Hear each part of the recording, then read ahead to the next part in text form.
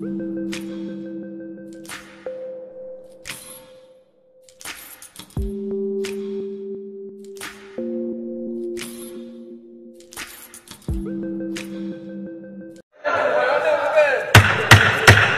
duduk dulu. Boleh duduk kah? Duduk dulu. Jadi sebelum saya mula menjawab secara spesifik, saya terpanggil bila saya mendengar perbahasan pagi tadi, terutama sekali di segi point of order daripada sahabat-sahabat kita pihak pembangkang. Saya terpanggil untuk menjawab, Tuan Yang Dipertua. Mereka membuatkan kenyataan, media mengatakan bahawa kononnya apa yang berlaku tidak mengikuti perlembagaan. Saya nak rujuk pada perlembagaan, nak mengingatkan semua ahli parlimen bahawa kita ni semua berada di dalam rumah demokrasi ni, House of Democracy ataupun disebut sebagai The August House, rumah August, bukan bulan Ogos lah, tapi rumah August House. Kerana kita ni dilihat mempunyai kuasa di bawah perlembagaan yang mana bermula daripada perkara yang disebut dalam ni disebut sebagai Badan Perundangan Persekutuan, iaitu keanggotaan parlimen daripada perkara 44. Jadi perkara 44 ni, Tuan Yang Ketua, memberikan kita punca kuasa. Dan kalau kita tengok kepada perkara 46, kita terdiri daripada 222 orang ahli-ahli Dewan Rakyat yang diberikan kita kelayakan di bawah perkara 47. Dan daripada kuasa kita di bawah perlembagaan untuk semua pengetahuan ahli-ahli yang berhormat, yang paling penting di sini, Tuan Yang Ketua, ialah kuasa kita di mana disebut sebagai keistimewaan parlimen, perkara 63. Maknanya kita mempunyai keistimewaan bila kita berbahas. Jadi bila pihak-pihak pembangkang menyebut perkara Peraturan Mesyuarat 77, Peraturan Mesyuarat 77 ni sebenarnya dia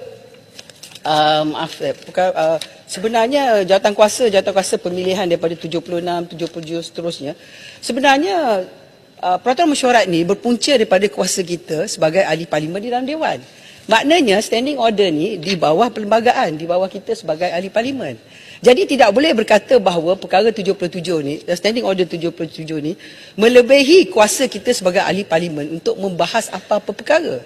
Sebenarnya apa yang disebut oleh Tan Sri Yang Dipertua siang tadi, Tuan Yang Dipertua, ialah Tan Sri Yang Dipertua menyebutkan bahawa badan eksekutif dan badan legislatif mahu mewujudkan satu pendekatan yang lebih baru pada kali ini supaya kebanyakan laporan-laporan tahunan diperbahaskan.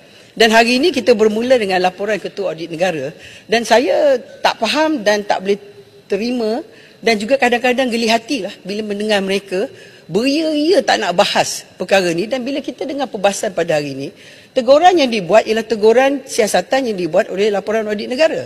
Jadi ahli parlimen mewakili suara rakyat, menyuarakan isu-isu yang ditanya dan dibawa oleh rakyat yang meletakkan kita di sini. Takkanlah kita menafikan suara rakyat melalui kita sebagai ahli parlimen dan meletakkan hanya suara rakyat melalui jawatan kuasa kira-kira yang kurang daripada 20 orang dengan izin. Sebab kalau kita tengok daripada standing order ni, jumlah jawatan kuasa kira-kira is less than 20, iaitu antara 6 hingga ke 12 maksimum dengan pengurusi dengan timbalan pengurusi. Adakah kita mengatakan kurang daripada 20 ahli parlimen yang hanya boleh berbahas, berbincang, memberi teguran dalam isu audit negara? Adakah bererti bahawa kita sebagai ahli parlimen yang pihak front bench, backbencher dan juga opposition bench tak boleh bincang langsung? Kerana hanya PAC yang boleh bincang. Dalam seumur hidup saya, 5 penggal menjadi ahli parlimen, saya tak pernah dengarlah perkara ni dibicarakan dalam rumah demokrasi, House of Representative. Yang keduanya, Tuan Yang Dipertua, mereka boleh tak nak datang dan dengar. Apa yang teruk sangat ahli-ahli parlimen bercakap? Tak ada apa yang kami tegur yang dalam laporan audit negara. Sekurang-kurangnya yang dibahaskan tu boleh dipertengahkan menjadi keutamaan dalam perbincangan PAC kemudian hari, betul tak? Kita nak tegur untuk kebaikan bagi rakyat kerana ini duit rakyat, bukan duit kita, bukan duit mak bapak kita. Takkan itu pun tak boleh, Tuan Yang Dipertua, sampai semua seorang pun tak ada. Tadi saya nampak ada seorang, lepas tu kena keluar. Saya betul-betul terkilan. Tapi tak apa nak buat macam mana, sebab mereka takut. Saya tak tahu nak takutkan apa, sebab laporan audit ni 2021 pada yang berlaku 2020, yang kalau kita ada sidang parlimen yang tidak adanya darurat, kita boleh perbahaskan masa tahun itu. kita perbahaskan pada tahun 2023 sebab yang tutupkan rumah demokrasi ni pun mereka juga. Betul tak? Jadi Tuan Yang Ketua, saya kenalah bebel sikit je sebab saya dengar ni cara dia bercakap ni macam lah kita ni kerajaan yang begitu zalim, semua tak ikut undang-undang. Kalau betul lah kita tak ikut undang-undang, takkanlah kita buat dalam rumah demokrasi, the August House.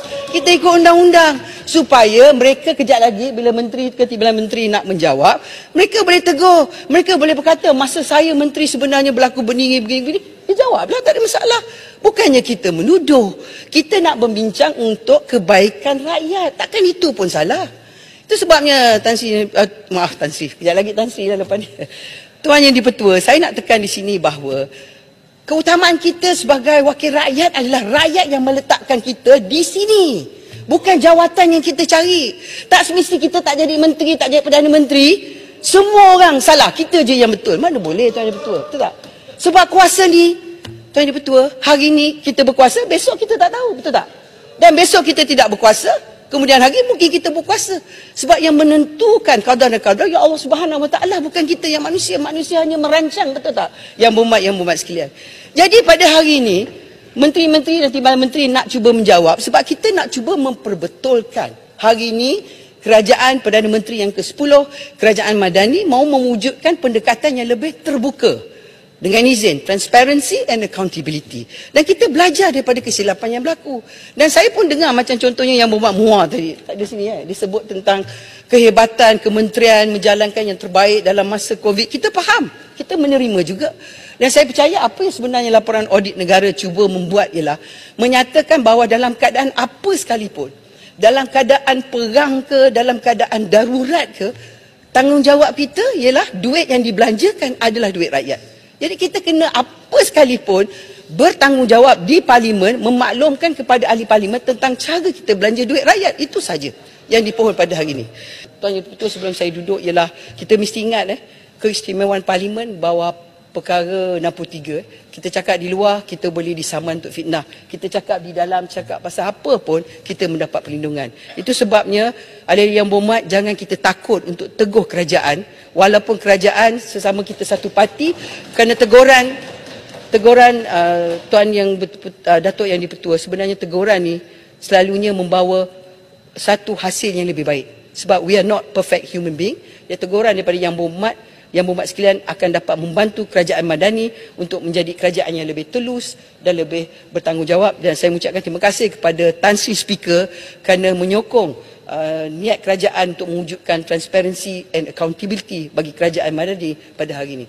Terima kasih Tuan Yang Di-Pertua. Bahawa Yang Berhormat Menteri di Jabatan Perdana Menteri akan membawa satu usul untuk membolehkan laporan Ketua Audit Negara tahun 2021 dibentang dan dibahaskan. Saya mohon izin untuk merujuk kepada perkara 107 dalam Perlembagaan Persekutuan. Saya mohon izin untuk baca. 107 Fasal 1, Ketua Audit Negara hendaklah mengemukakan laporan-laporannya kepada Yang di-Pertuan Agong dan hendaklah laporan itu dibentangkan di hadapan Dewan Rakyat. Itu Fasal 1. Fasal 2, satu naskah mana-mana laporan yang berhubungan akaun sesuatu negeri atau berhubungan dengan akaun-akaun bagi mana-mana pihak berkuasa awam yang menjalankan kuasa-kuasa yang diberi oleh undang-undang negeri hendaklah dikemukakan kepada Raja atau Yang di-Pertua Negeri bagi negeri itu dan hendaklah menyebabkan laporan itu dibentangkan di hadapan Dewan Undangan Negeri.